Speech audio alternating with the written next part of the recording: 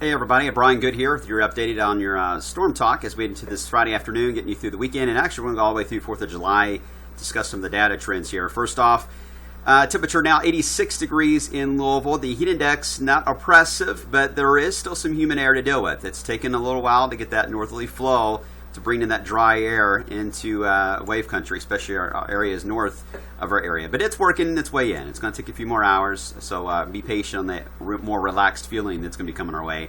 We have a few clouds that have been bubbling up in advance of it's a secondary boundary, really. It's drifting to the south.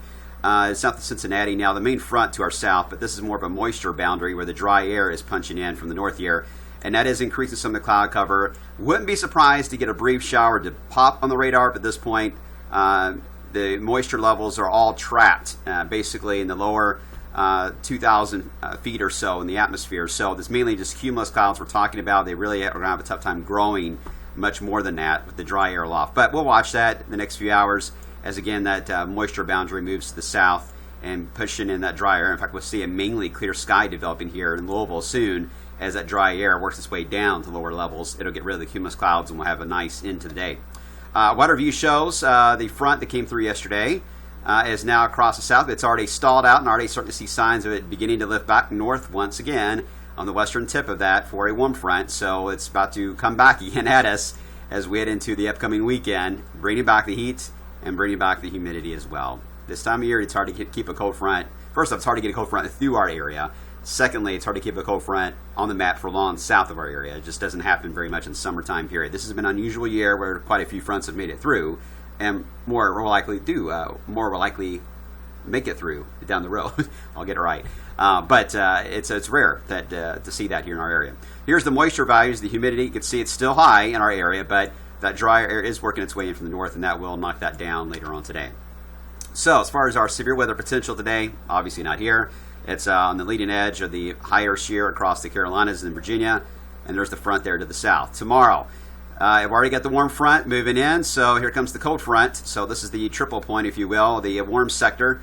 Warm and unstable air mass developing just to our northwest on Saturday, and then air mass moves over us in a very elongated way as we head into Sunday. The front, again, the fronts don't stay north and south like that this time of the year in the summertime. It's very hard for them to charge in that way, unlike we see in the spring and winter, or in the fall. The fronts here, they can start off that way in the plains, but once they get into our area, they usually get draped because there's such a strong height to the south.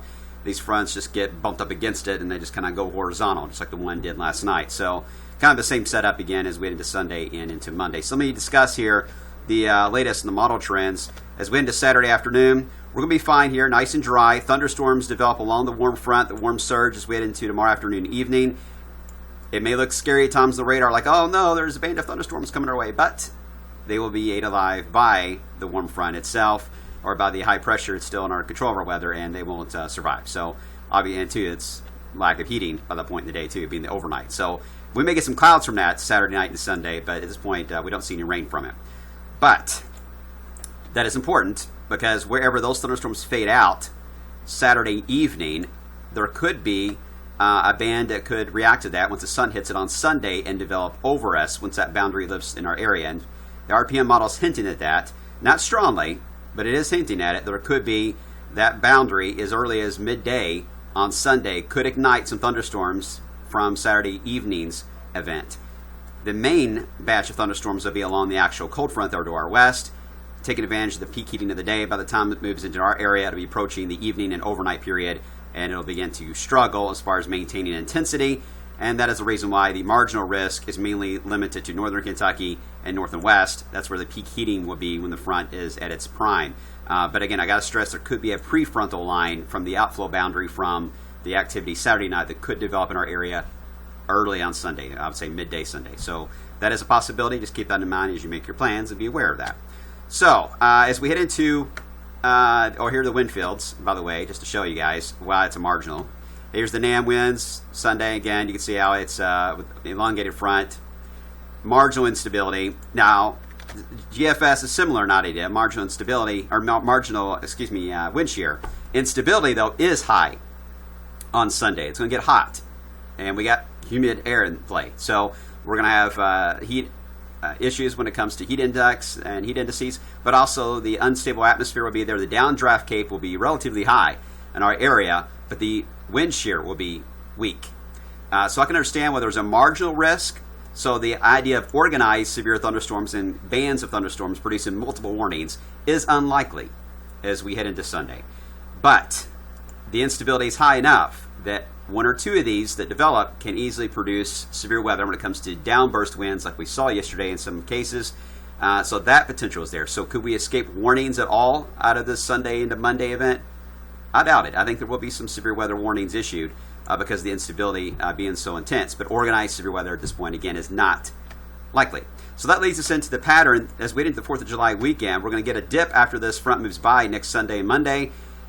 We get a cooler pattern that moves into the area, cooler than average. And then as we enter 4th of July weekend, it's a little bit of a change here as of late. Potential for maybe a cutoff low. They can get trapped here in the Ohio Valley as we enter 4th of July weekend, which would keep things cloudy and rainy at times, and temperatures either at or below average. So the 90s for 4th of July weekend, at least on today's model trends. I'll look at the Euro when it comes in and make the final decision.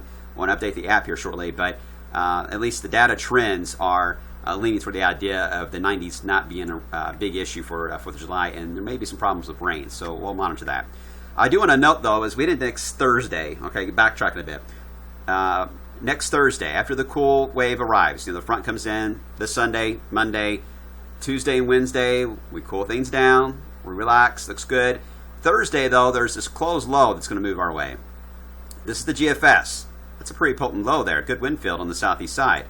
But as the low approaches the stronger high that's in our area, the low begins to open up, become more of an open wave.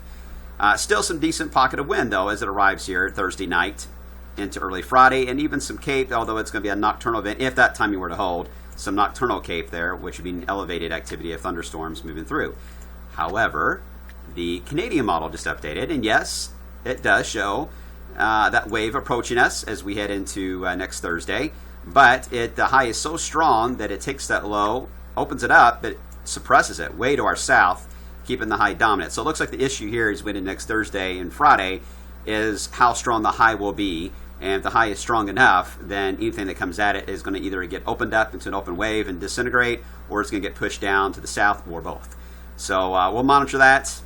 Still kind of iffy on how that'll play out. GFS is kind of an outliner at this point how that is going to likely develop. Then for the July weekend, we get, this is the weather bell, temperatures compared to normal for our area for 4th of July.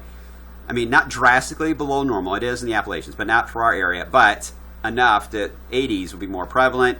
And again, clouds could really keep us on the cooler side of things, and maybe some downpours and showers to contend with as well. I'll make the final decision on 4th of July, but just know it doesn't look exactly pretty at this point. By the way, and more support of that too on the indices coming in from the Euro, going with a positive PNA toward 4th of July weekend. And if you guys remember from the wintertime stuff, a positive PNA usually means a trophiness or a dip in the jet stream in our area. And the GFS is similar on this indice as well. So we'll monitor that. That's it for now, guys. Have a good weekend. I will see you back here tomorrow morning. Hope you're up early. Tomorrow morning for Wave 3 News Weekend Sunrise. I'll be filling in for Ron Hoke. So I'll see you guys tomorrow morning. Take care.